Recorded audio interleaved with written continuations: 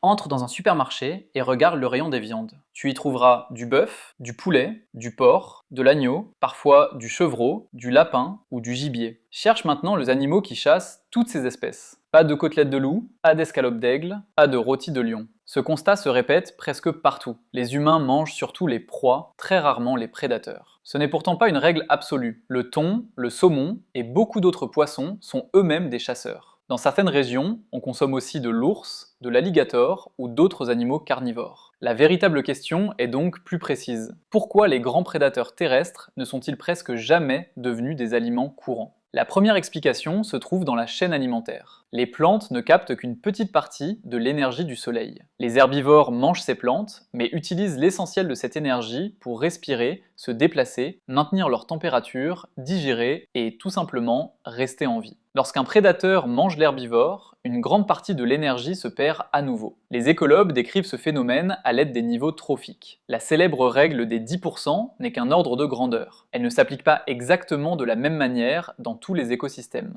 Mais le principe reste valable. Plus on monte dans la chaîne alimentaire, moins il reste d'énergie disponible. Imaginons 100 unités d'énergie contenues dans des plantes. Environ 10 pourraient se retrouver dans le corps d'un herbivore. Et seule une petite partie de ces 10 unités servirait ensuite à faire grandir un prédateur. Un loup, un lion ou un aigle représentent donc une quantité de nourriture extrêmement coûteuse à produire. C'est là que l'herbivore devient beaucoup plus intéressant pour les humains. Une vache transforme de l'herbe et des végétaux que notre organisme assimile mal en lait et en viande. Un lion, lui, doit manger de la viande que nous aurions pu consommer directement ou provenant d'animaux qu'il a fallu nourrir et élever. Élever des prédateurs pour les manger reviendrait donc à entretenir un premier élevage uniquement pour nourrir le second, tout en perdant l'essentiel de l'énergie entre les deux. Aujourd'hui, ce serait un immense gaspillage. Pendant la majeure partie de l'histoire humaine, c'était tout simplement inimaginable. Les surplus alimentaires étaient rares et précaires. Une mauvaise récolte pouvait provoquer une famine. Un hiver trop long pouvait décimer un troupeau. Une maladie pouvait faire disparaître en quelques semaines des réserves accumulées pendant des mois. Une communauté possédant assez d'animaux pour nourrir plusieurs lions aurait obtenu bien plus de nourriture en mangeant directement ces animaux. Cette logique se retrouve aussi dans la nature. Les herbivores peuvent former de grands troupeaux car leur nourriture pousse dans les plaines, les forêts et les prairies. Les grands prédateurs sont beaucoup moins nombreux. Chacun d'eux a besoin de nombreuses proies et bien souvent d'un vaste territoire. Avant même l'apparition de l'élevage, les chasseurs humains se heurtaient donc à un problème évident. Une région pouvait abriter des centaines de cerfs, mais seulement quelques loups. Chasser un cerf rapportait davantage de viande et demandait généralement moins de temps. Traquer un loup signifiait chercher un animal rare, plus rapide, armé de crocs et parfaitement capable de se défendre. Tuer un prédateur pouvait malgré tout avoir son utilité. Les humains ont chassé les loups, les lions et les ours pour protéger les troupeaux, défendre les habitations, récupérer leur peau ou limiter la concurrence pour le gibier. Mais tuer un animal de temps à autre ne suffit pas à en faire un aliment de base. Pour être consommée régulièrement, une espèce doit être assez abondante, relativement facile à trouver et intéressante par rapport aux efforts nécessaires pour la capturer. Les grands prédateurs remplissaient rarement ces conditions. Un deuxième problème apparaît de manière encore plus évidente dans les océans. Certains contaminants ne disparaissent pas au fil de la chaîne alimentaire. Le mercure et plusieurs produits chimiques persistants peuvent au contraire se concentrer progressivement. Un petit organisme en absorbe une faible quantité. Un poisson mange des centaines de ces organismes et récupère ce qu'ils contiennent. Un poisson plus grand dévore ensuite de nombreux petits poissons. Plus on remonte la chaîne alimentaire, plus la concentration peut augmenter. C'est pour cette raison que les recommandations sanitaires accordent une attention particulière à certaines espèces, comme le requin, l'espadon ou le maquereau royal. Cela ne signifie pas que tous les prédateurs sont toxiques. En revanche, les grands poissons chasseurs qui vivent longtemps peuvent accumuler bien plus de mercure que les espèces situées plus bas dans la chaîne alimentaire. Le même mécanisme a permis de comprendre les dégâts causés par le DDT, un puissant insecticide autrefois très utilisé. Ce pesticide s'est répandu dans l'environnement, puis ses dérivés se sont concentrés dans les organismes au fil de la chaîne alimentaire. Chez le pigargue à tête blanche et d'autres rapaces, cette accumulation a été associée à un amincissement des coquilles et à de graves difficultés de reproduction. Les oiseaux adultes pouvaient sembler en bonne santé, alors que leurs œufs se brisaient plus facilement et que de moins en moins de petits survivaient. Se trouver au sommet de la chaîne alimentaire ne protège donc pas de ce qui s'accumule en dessous. Au contraire, c'est souvent là que les polluants sont les plus concentrés. Les contaminants n'expliquent pourtant pas tout. La viande de nombreux prédateurs terrestres peut être consommée si elle est correctement conservée et suffisamment cuite. Le principal danger biologique vient souvent des parasites. Les vers du genre Trichinella peuvent infecter une personne qui mange de la viande crue ou insuffisamment cuite, provenant notamment d'un ours, d'un sanglier, d'un morse, d'un loup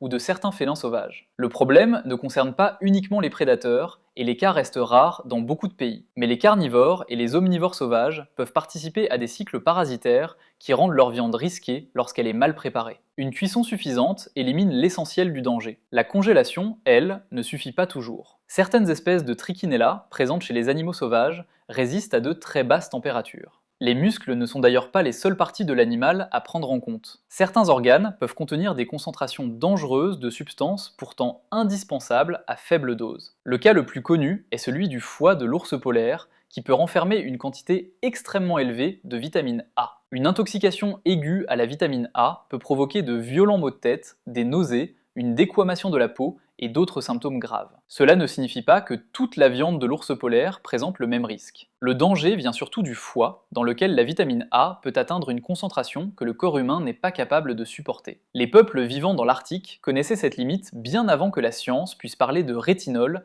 ou déterminer une dose toxique. Une consigne aussi simple que « ne mange pas ce foie » pouvait traverser les générations parce que ceux qui l'ignoraient risquaient de ne pas survivre pour raconter leur erreur. Le goût, en revanche, a probablement joué un rôle moins important qu'on ne l'imagine. La viande des carnivores est parfois décrite comme forte, maigre, musquée ou peu agréable. Mais sa saveur varie selon l'espèce, l'âge de l'animal, son alimentation, la saison, la conservation et la manière dont elle est préparée. Les humains ont appris à apprécier des aliments amers, fermentés, très odorants ou particulièrement difficiles à cuisiner. Si la viande de prédateurs avait été abondante et bon marché, les différentes cuisines du monde auraient sans doute trouvé des moyens de la rendre appréciable. Le problème, c'est qu'elle n'a presque jamais été ni abondante, ni bon marché. La culture est ensuite venue renforcer un choix que l'écologie avait déjà largement imposé. Dans de nombreuses sociétés, les grands prédateurs sont devenus des ennemis, des rivaux, des protecteurs, des ancêtres ou des symboles d'autorité. Le lion représentait la royauté, l'aigle symbolisait la puissance. Le loup et l'ours apparaissaient dans les récits fondateurs, les traditions guerrières et les objets rituels. Un animal peut être chassé tout en inspirant le respect. Mais lorsqu'une espèce devient un symbole, la manger ne revient plus à consommer un simple animal d'élevage. Elle ne représente plus uniquement une source de viande. Elle porte une histoire, un statut et parfois même une dimension sacrée. Plusieurs traditions religieuses ont également établi une frontière entre les animaux autorisés et les mammifères prédateurs ou les oiseaux de proie. Ces règles n'ont pas créé les contraintes imposées par la chaîne alimentaire. Elles ont plutôt renforcé et transmis une prudence qui avait déjà des raisons très concrètes d'exister. Cela explique aussi pourquoi cette distinction semble beaucoup plus nette sur Terre que dans l'eau. La pêche change complètement le calcul. Un filet, un hameçon ou une palangre permet de capturer un poisson prédateur sans que les humains aient eu besoin d'élever toutes les proies qu'il a mangées au cours de sa vie. L'océan a effectué tout le travail en amont. Les pêcheurs n'ont plus qu'à capturer le dernier maillant. C'est ainsi que le thon a pu devenir un aliment courant, alors que le lion ne l'est presque nulle part. L'exception nous aide donc à comprendre la règle.